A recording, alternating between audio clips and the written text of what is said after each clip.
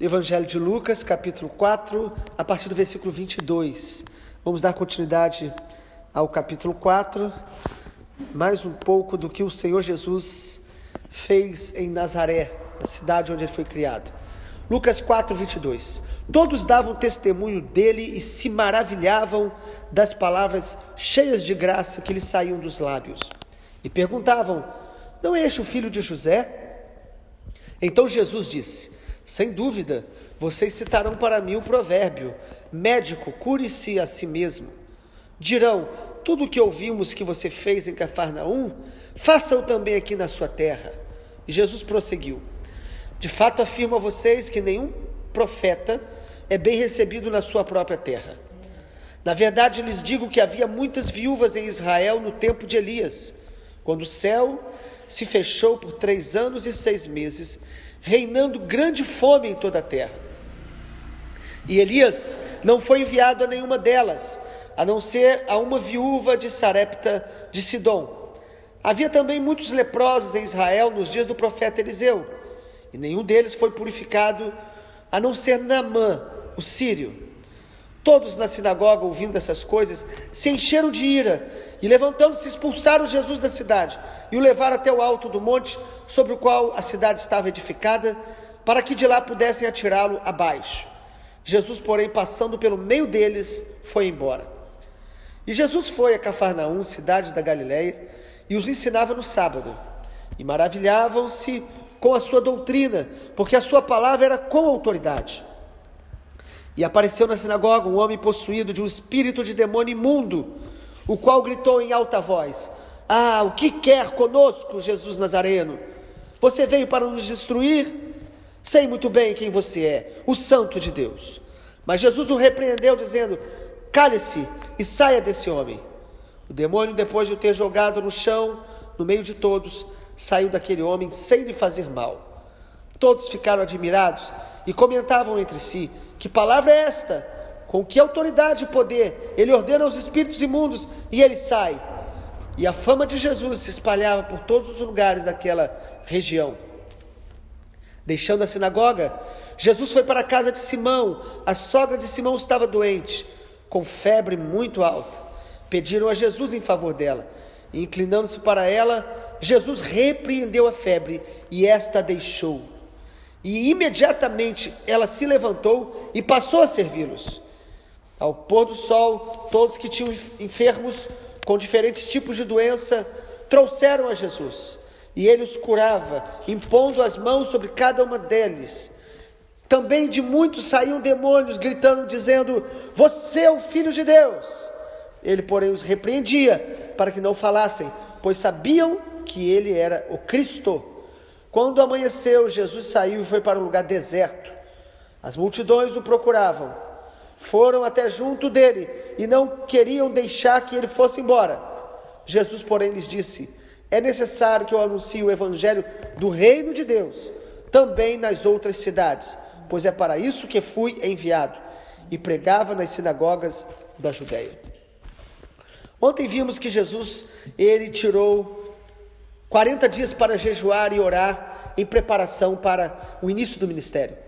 É muito importante para nós percebermos isso. Se Jesus, sendo Deus e se fazendo homem, necessitou de jejum e oração, quanto mais nós. Nós precisamos jejuar e orar para nos preparar para servir a Deus melhor, para sermos mais sensíveis à voz de Deus, para vencermos níveis de guerra espiritual. Precisamos aprender a praticar a oração e jejum como algo constante na nossa vida, se é que queremos viver realmente discernindo a voz de Deus, fazendo a vontade de Deus. Nós precisamos de oração e jejum como estilo de vida. Jesus jejuou 40 dias, e aí nós vimos ontem no capítulo 4 de Lucas, que ele vai para a sinagoga em Nazaré, na sua cidade, onde ele foi criado. Ele leu o profeta Isaías, no capítulo 61, a gente sabe, pela referência, Lucas 4, 18, ele diz: o Espírito do Senhor Deus está sobre mim. E aí, amado, após ele ler isso, ele diz que essa escritura se cumpriu nele. Ele está chamando para ele esse texto bíblico, dizendo: esse texto falava acerca de mim. Jesus sabia quem ele era na relação dele com o Pai, Jesus sabia quem ele era na palavra. Nós precisamos saber quem nós somos na palavra de Deus. O chamado de Deus, a identidade de Deus na nossa vida, nós precisamos ter convicção pela palavra. Nós precisamos ler a palavra e falar: essa palavra é para mim, essa palavra é sobre mim, essa palavra vai se cumprir, está se cumprindo na minha vida, porque Deus fala através da palavra dele. Mas, quando Jesus lê esse texto,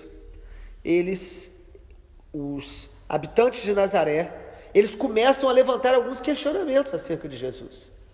Não pense você que todos querem ouvir a palavra de Deus.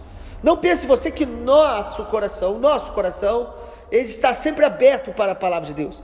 O texto mostra, no versículo número 22, que a gente leu, Lucas 4, que todos se maravilhavam com as palavras que saíam dos lábios dele. Mas começaram a perguntar o seguinte: esse aí não é filho de José? Ou seja, começaram a questionar, porque eles conheciam Jesus, de conviver ali, de ver Jesus crescendo como criança, como adolescente, como jovem, e de repente Jesus aparece ali com 30 anos, lendo com autoridade as Escrituras e dizendo que aquela palavra se cumpriu nele.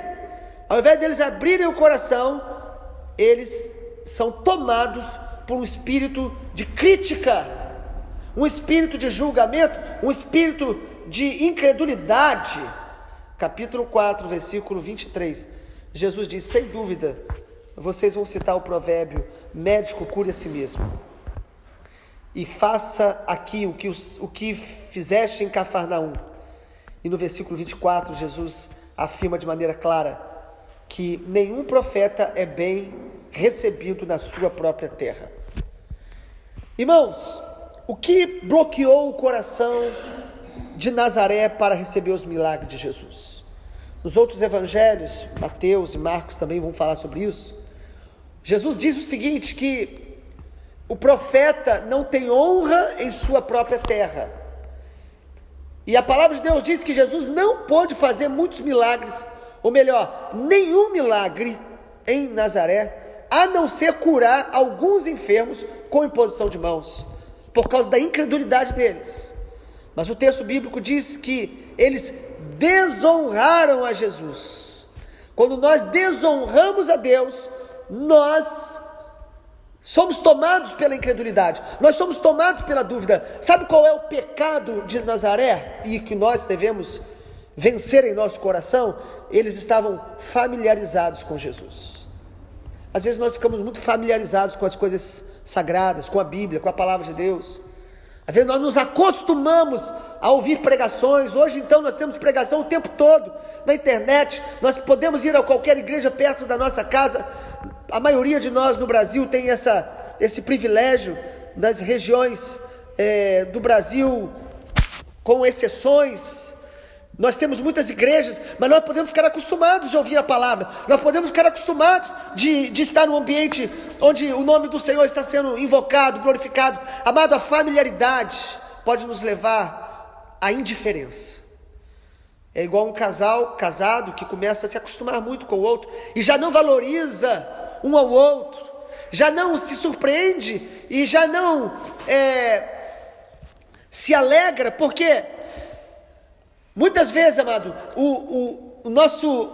a nossa familiaridade pode nos levar à indiferença. Nazaré não conseguiu honrar a Jesus, e Jesus cita para eles que no tempo de Elias, somente a viúva de Sarepta foi visitada por milagre.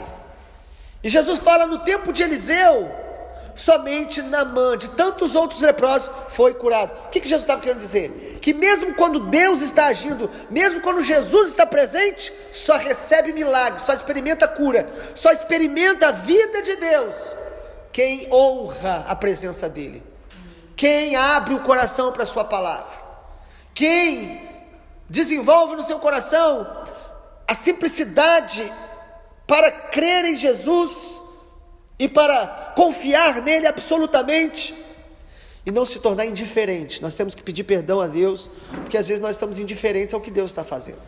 Deus está agindo em nossa nação, Deus está agindo em nossas congregações, mas nós precisamos estar com o coração aberto.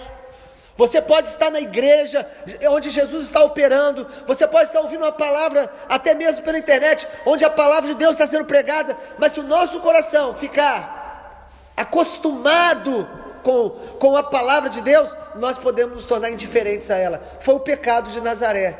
Que nós possamos ter um coração mais aberto, para que a gente não seja indiferente à presença de Jesus entre nós.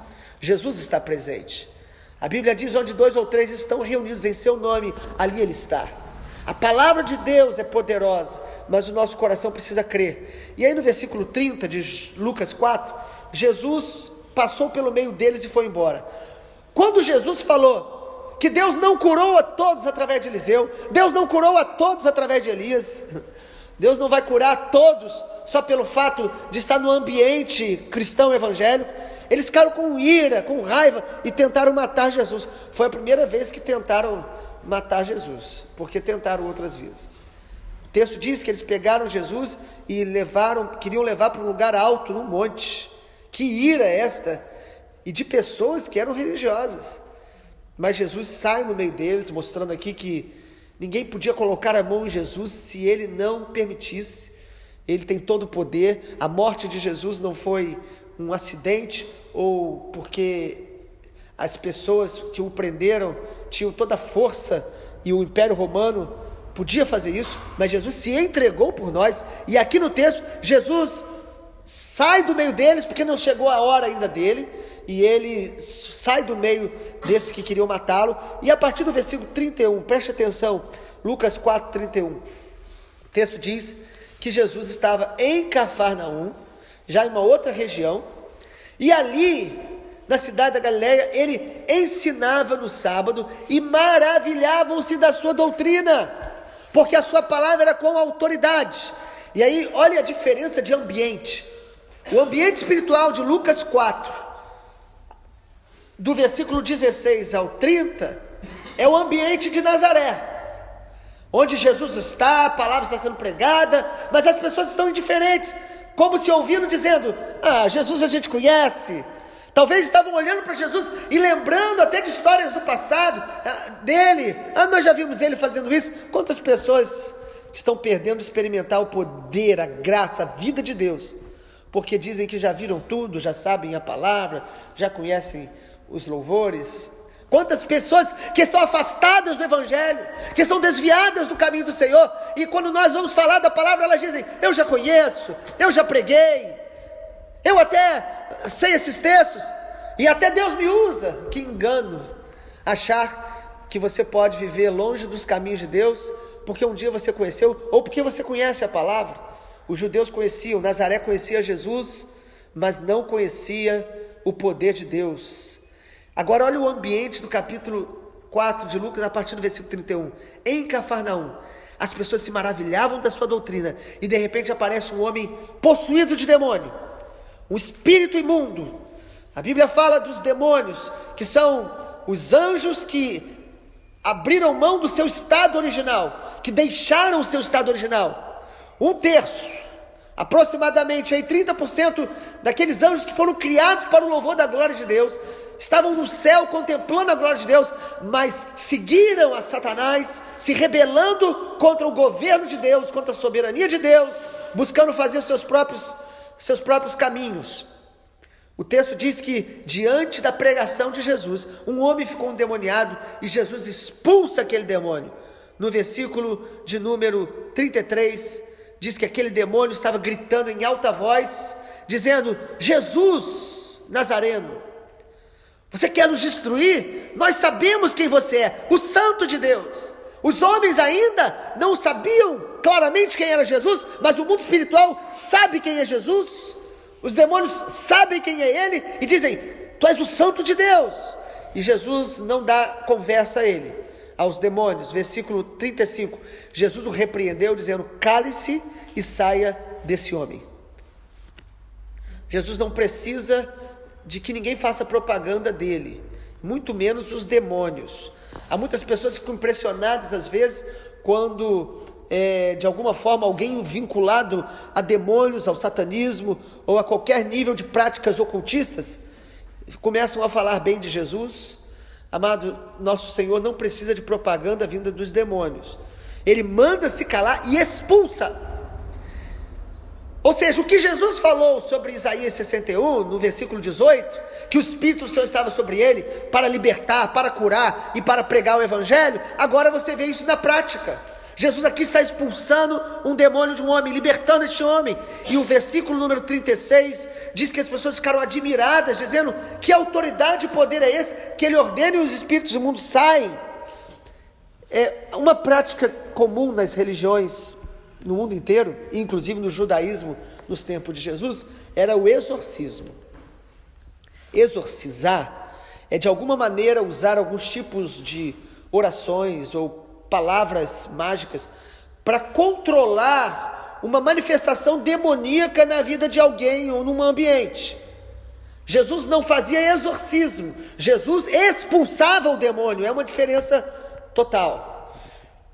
A igreja que é do Senhor Jesus, a igreja verdadeira do Senhor, ela expulsa os demônios, ela não faz exorcismo, no sentido de apenas acalmar uma situação e tentar, de alguma forma, através de algumas orações, a pessoa ficar melhor. Não, nós expulsamos aquela obra maligna, aquele espírito maligno, a pessoa é liberta para servir a Jesus e decidir pelo caminho de Deus.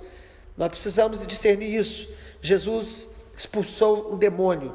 No versículo 38, aí já vem Jesus que estava na sinagoga, agora Jesus está numa casa, dentro de casa. No versículo 38, na casa de Simão. Os irmãos sabem, aqui falando de Simão Pedro, e Jesus na casa dele, a sogra de Pedro estava doente, com febre, e Jesus cura, Jesus repreende a febre, na mesma autoridade, com a palavra de Deus, ele repreende a febre. Jesus opera milagres na sinagoga, Jesus opera milagre dentro de casa, porque, amado, a vida de Deus, ela não é só no ambiente religioso ou só em um templo. Nós precisamos viver a vida de Deus 24 horas por dia, onde nós estivermos. Nós precisamos manifestar o amor por Deus, o temor de Deus, o poder de Deus, a autoridade de Deus. Jesus aqui dentro de casa cura a sogra de Pedro, e aí você percebe que Pedro era casado, apóstolo, considerado por muitos como o primeiro grande líder da igreja romana, considerado pela igreja romana o primeiro papa. Não é fato, isso é consideração. O fato é que ele foi um grande líder, mas quem era o líder da igreja em Jerusalém era Tiago, irmão do Senhor Jesus. Mas Pedro, para nosso conhecimento, era casado. E a partir do versículo 40, o texto bíblico diz que quem tinha enfermos traziam para Jesus. Então nós vemos aqui Jesus manifestando o ministério que o Pai deu a ele, como filho de Deus, libertando oprimidos, curando enfermos.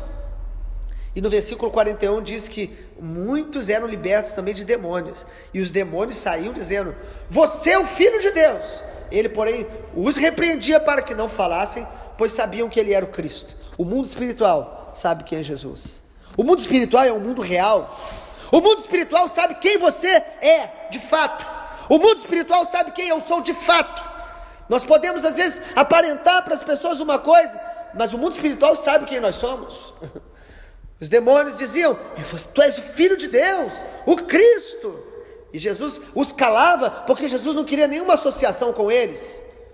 A igreja não deve se associar a nenhum tipo de vínculo com as trevas para se promover, como é lamentável. Algumas igrejas parece que gostam de usar a libertação para promover o seu nome. Nós não precisamos disso. Nós devemos anunciar o nome de Jesus, e toda obra maligna a gente expulsa, repreende e ensina o evangelho do reino de Deus, como o texto conclui dizendo, olha em Lucas 4, no versículo número 43, Jesus diz: é necessário que eu anuncie o evangelho do reino de Deus também nas outras cidades, pois para isso fui enviado. Qual é o ministério principal de Jesus? Anunciar o reino de Deus, anunciar a salvação, anunciar que todos precisam se render a Ele, crer nele para serem salvos. O maior milagre que você e eu podemos experimentar é a salvação, quando nós nos entregamos a Jesus. Mas Jesus, Ele é todo poderoso, Ele salva, Ele cura e Ele liberta.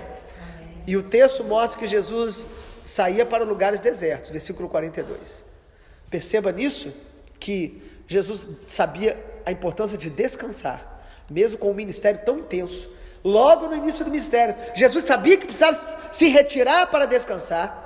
E Jesus também não estava atrás de fama, de multidões. Ele poderia aqui, nesse momento, se aproveitar da multidão para promover ainda mais o seu nome, o seu ministério. Não, ele sabia a hora de estar sozinho, estar no lugar secreto. Ele sabia a importância da gente valorizar o nosso anonimato e não viver se autopromovendo. Jesus então conclui o capítulo 4 dizendo que ele não poderia ficar só naquele contexto, naquela geografia, mas ele precisava pregar para as outras cidades. Nós como igreja precisamos entender que o nosso chamado principal é onde nós estamos, mas a igreja precisa colaborar, cooperar, enviar para que o evangelho do reino chegue a todas as cidades, a todas as nações, a todas as etnias, para que todos ouçam o evangelho do reino de Deus, porque este é o sinal da volta do Senhor Jesus. Que o Senhor nos abençoe, que o nosso coração não seja como Nazaré, mas seja como Cafarnaum, aberto para Jesus, para crer nele, para experimentar a sua vida em nós. Vamos orar. Pai, obrigado pela palavra do Senhor, fortaleça-nos nessa manhã, que a tua palavra possa despertar a nossa fé. A tua palavra mesmo diz que a fé vem pelo ouvir e o ouvir a palavra do Senhor. Perdoa, Senhor, toda a área da nossa vida que muitas vezes começa a ficar indiferente à tua voz, começa a ficar familiarizado com o teu poder. Perdoa-nos, Jesus, se estamos de alguma forma limitando os teus milagres, limitando as tuas obras em nossas vidas, pela nossa indiferença, pela incredulidade, pela desonra. Nos ensina, Jesus, a honrar a tua presença, a honrar a tua palavra, para que nós possamos experimentar a tua vida em nós, e para que nós também possamos ministrar cura aos enfermos, expulsar os demônios e pregar o evangelho do reino de Deus em todos os lugares, ó Deus, que o Senhor nos enviar. Nós assim te pedimos, Pai, para a glória e honra do nome de Jesus. Amém, Senhor. Glória a Deus.